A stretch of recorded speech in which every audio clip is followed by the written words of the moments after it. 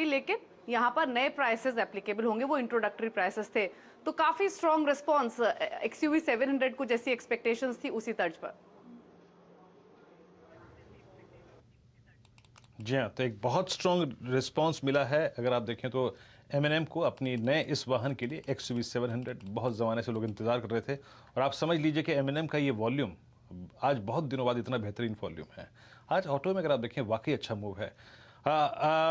चलते हैं, एक बार एक काम करते हैं आशीष चतुर्मोता जी के पास। आशीष जी, जिस प्रकार का ये आज ब्रेकआउट है, ब्रेकआउट तो हालांकि आज से 4 रोज पहले ही आ गया था, लेकिन ये जो स्लोपिंग डाउनवर्ड ट्रजेक्ट्री कटी है, कितनी स्ट्रॉन्ग पॉसिबिलिटी लगती है आपको इसमें 940 950 की तरफ ये शूट अप हो जाए? कम से कम पिछले 2 हफ्ते के वॉल्यूम में इंडिकेट करते हैं, आपकी राय?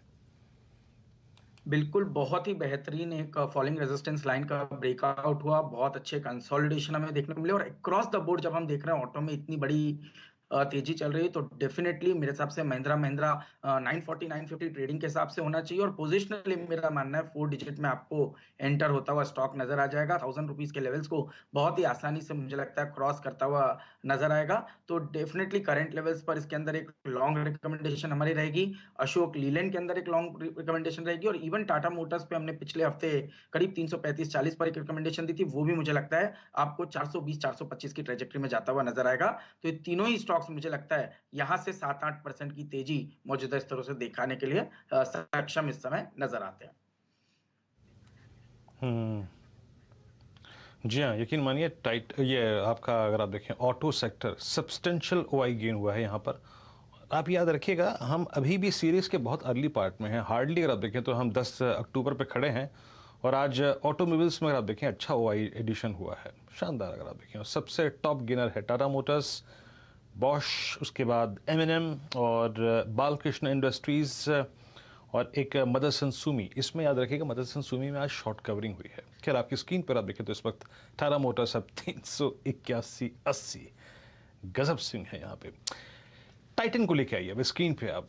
अब टाइटन का आप कहेंगे साहब कि चमक रहा है, गजब चमक रहा है, और आपकी स्क्रीन पर 2360 ये ऑल टाइम हाई है। सुबह आपको याद होगा शैल जी और मैं डिस्कशन कर रहे थे, हमने डिस्कशन इसलिए किया था कि भाई तेज तो खुल गया, लेकिन ये तेज टिकेगा क्या? ऊपर टिक गया।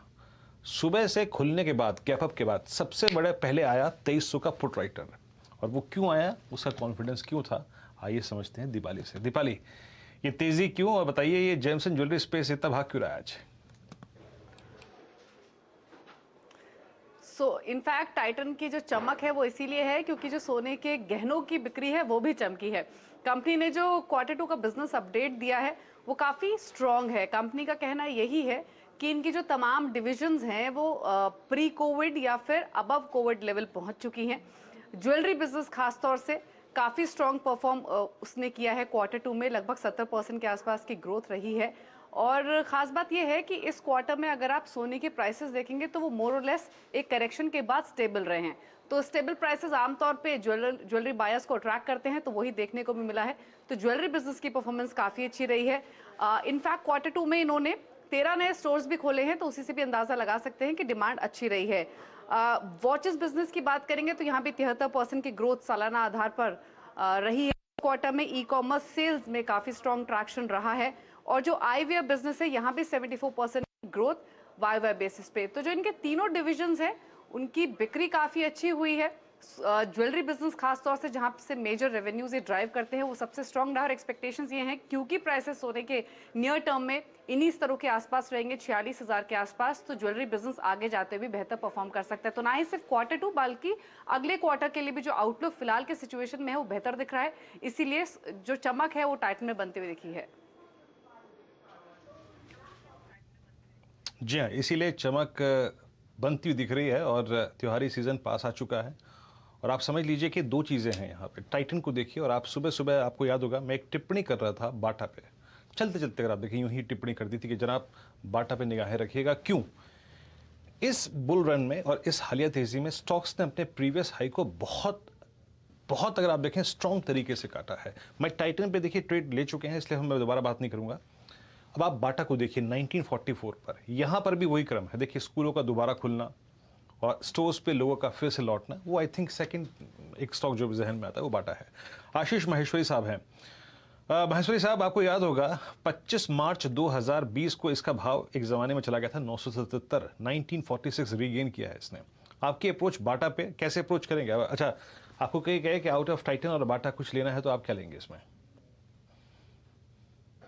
इनफैक्ट दोनों ही स्टॉक मुझे अभी इस लेवल पे पसंद आ रहे हैं, और चूंकि एक रिटेल एक सेगमेंट में दोबारा से ट्रैक्शन देखने को मिला है और जो मंथली सेल्स के भी जो डेटा आ रहे हैं काफ़ी एनकरेजिंग है, तो मुझे लगता है नंबर 1 पे कभी भी टाइटन रहेगा मेरी तरफ से, क्योंकि जो ज्वेलरी में 2-3 चीज़ें हो रही हैं। एक तो गोल्ड के जो प्राइसेस हैं वो काफ़ी अभी अफोर्डेबल नज़र आते हैं, क्योंकि 50,000 से अभी भी 4,000 रुपये नीचे गोल्ड ट्रेड हो रहा है। तो एक साइकोलॉजिकल लोगों में एक ट्रस्ट डेवलप होता है कि गोल्ड अभी सस्ता मिल रहा है, तो इसलिए गोल्ड की बाइंग हो रही है। दूसरा, गोल्ड की बाइंग इसीलिए भी हो रही है क्योंकि ये एक फेस्टिव टाइम है, और इसके अलावा जो शादियां जो इस पूरे साल अच्छे ढंग से नहीं हो पाई, वो अभी अक्टूबर टू फरवरी लाइंड अप है। तो मुझे लगता है टाइटन जैसा स्टॉक अभी भी अंडर वैल्यूड है और अभी इस लेवल पे भी बाइंग की जा सकती है।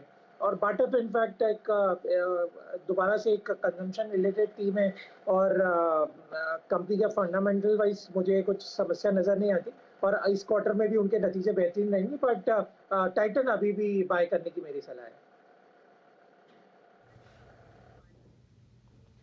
टाइटन आपकी अभी भी अगर आप देखें बाय करने की सलाह है, और आप इसको अभी भी अगर आप देखें बाय करके ही चलेंगे।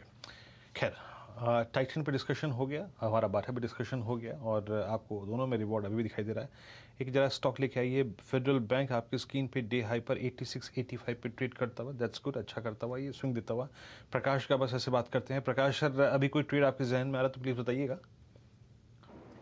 हाँ, मुझे जो स्टॉक अच्छा लगता है इस वक्त वो है पीआई इंडस्ट्रीज। इसमें बॉटम आउट हो चुका, एक अपमूव मिला, साइडवेज कंसोलिडेशन और एक फ्रेश अपमूव शुरू हुआ है पीआई इंडस्ट्रीज में। इसका टारगेट मुझे 3,300 नजर आता है, वहां तक जरूर चला जाएगा। स्टॉप चाहिए 3,200 का, अगर 1-2 दिन के लिए होल्ड करना है तो। अगर टाइट स्टॉप चाहिए तो करीब 3,250। मुझे लगता है ये स्टॉक अपमूव मिलेगा 3,300, और उससे भी हायर जोन देखेंगे आते दिन में। Pi industries. आपने ट्रेड बड़ा खूबसूरत पिक किया है प्रकाश सर, पीआई इंडस्ट्रीज बड़े मौके पे और बहुत ही सटीक लेवल पे पिक किया है। इसमें ऑप्शन एक्टिविटी है क्या? ना, रत्ती भर नहीं है, तो हम इसको दूसरी थॉट प्रोसेस से सोच नहीं सकते। लेकिन 2360 पे, सॉरी 3260 पे याद रखिएगा अपनी, ये आप समझ लीजिए कि 13 सितंबर से ये रिट्रेसमेंट मोड में था, गिरावट में था, और 2 दिन पहले इसने एक पुल बैक लिया, और आज प्रकाश सर की टिप्पणी के बाद 20 डे एक्सपोनेंशियल मूविंग एवरेज के ऊपर आके ट्रेवल करता हुआ, अच्छा करता हुआ। सुबह आपको याद होगा हमने जो पहला ट्रेड पिक किया था वो था आज चोला फाइनेंस, 569, 570, 571 के जोन में था उस वक्त पहला ट्रेड चोला फाइनेंस था एग्जैक्टली। आपकी राय आशीष, चोला फाइनेंस नाउ 583, यहाँ पे आपका लॉजिक क्या कहता है? ये स्विंग कहाँ तक का पॉसिबल है? कहाँ जाके प्रॉफिट्स को बुक करें जो सुबह लोगों ने ट्रेड लिया था, या फिर अभी कायम रखें, इसमें मोमेंटम बाकी है अभी? बिल्कुल, इसमें मोमेंटम बाकी है वीरेंद्र, और बहुत ही अच्छे कंसोलिडेशन के बाद आज पहला दिन है जब ये रिकवरी शुरू हुई है, तो मेरा तो मानना है 630 तक एटलीस्ट आप इस स्टॉक को जाते हुए देखेंगे, और उसको क्रॉस करते हुए भी देखेंगे। तो मेरे हिसाब से तो ये बाय है। 573 के एक स्टॉप लॉस के साथ करंट लेवल्स पे लॉन्ग कीजिए। 620 630 पहले लक्ष्य ट्रेडिंग के लिहाज से चोलामंडलम फाइनेंस के स्टॉक में देखने को नजर आ जाएंगे। ओके, चोला में आपको मोमेंटम अभी और नज़र आएगा, इस पर नज़र रखे चलिएगा। Chola Finance futures at day high 583.80 quote करते हुए। राहुल जी का आज का आई थिंक सारे डिस्कशन में टाटा मोटर्स डीवीआर वो अटक ही गया, भटक ही गया, जिसके लिए राहुल जी अगर आप देखें सबसे पहले बात करते हैं, और वो था उनका टॉप कन्विक्शन ट्रेड है। राहुल जी, क्या है वो ट्रेड, बताइए। वीरेंद्र जी, देखिए एल&टी में मुझे लगता है कि एक जो टेक्निकल स्ट्रक्चर है, 6 महीने का जो एक राइजिंग चैनल है, उस चैनल के सपोर्ट पे एल&टी ट्रेड कर रहा है। साथ ही में इसने 50 दिन का जो मूविंग एवरेज है मई 2021 से ब्रेक नहीं किया है। देखिए, मुझे लगता है डिलीवरी पे लार्सन एंड टुब्रो को यहाँ पर बाय करके चलना चाहिए। स्टॉप लॉस बहुत छोटा है, 1650 का क्लोजिंग बेसिस पे स्टॉप लॉस रखिए, लेकिन मुझे लगता है आने वाले 3 से 6 महीने में आपको 1900 रुपए से लेके 2000 रुपए तक के लेवल, 1900 से 2000 तक के लेवल देखने को मिल सकते हैं लार्सन एंड टुब्रो में। तो आज की जो हमारी हाई कन्विक्शन आइडिया और डिलीवरी में है, लार्सन एंड टुब्रो बाय करके चलिए 1650 के क्लोजिंग स्टॉप लॉस। ओके, आपकी LNT रिकमेंडेशन है, याद रखिए ये इंट्राडे प्रोस्पेक्टिव से कोई रिकमेंडेशन नहीं है, ये स्विंग प्रोस्पेक्टिव से, यानी आपको कुछ दिन रखना पड़ेगा तब जाके इसमें आपको पैसा मिलेगा।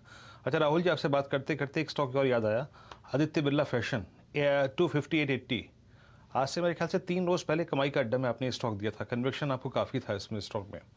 अब आपका आउटलुक क्या है इस स्टॉक में? प्रॉफिट्स को कैश में कन्वर्ट कर लें या फिर भी बाकी एकदम कम? जी हाँ, देखिए डिलीवरी कॉल दिया था इसमें भी 275 और 300 के टारगेट के लिए, वो डिलीवरी कॉल अभी भी ऑन है। अगर कोई ट्रेडर भाई है जिन्होंने लिया है वो बुक कर सकते हैं, बट मेरे हिसाब से व्यू चेंज नहीं हुआ है यहाँ पर। स्टॉक में जो पोल एंड फ्लैग पैटर्न का जो ब्रेकआउट था वो अभी भी कंटिन्यू हो रहा है। इनफैक्ट लास्ट 4 सेशन से अगर आप देखेंगे तो स्टॉक में हायर लो का स्ट्रक्चर इंटैक्ट है। तो मेरे हिसाब से स्टॉक वोलेटाइल जरूर है, यानी कि कल के सेशन में स्टॉक ने ऑलमोस्ट 240 मारा था, फिर आज 260 वापस अचीव कर लिया, तो वोलेटिलिटी जरूर है, बट मेरे हिसाब से स्लो एंड स्टडी इसको आप अगर होल्ड रखेंगे तो 300 रुपए तक के लेवल अक्टूबर सीरीज में देखने को मिल सकते हैं।